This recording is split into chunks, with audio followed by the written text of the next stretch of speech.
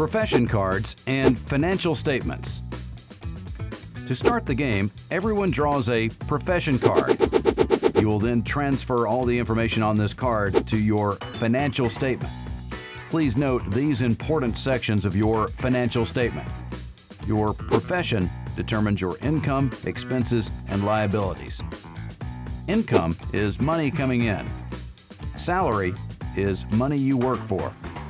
Assets put money into your pocket month after month, whether you work or not.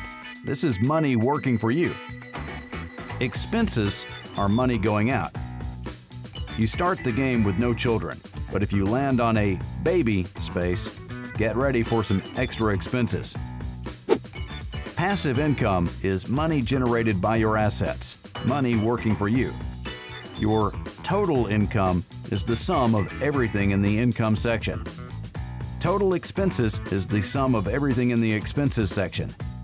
Monthly cash flow is your total income minus your total expenses. Collect this amount when you land on or pass a payday space. Liabilities take money out of your pocket. And finally, your auditor's name goes here. Remember, your auditor sits to your right or counterclockwise at the table and checks your math.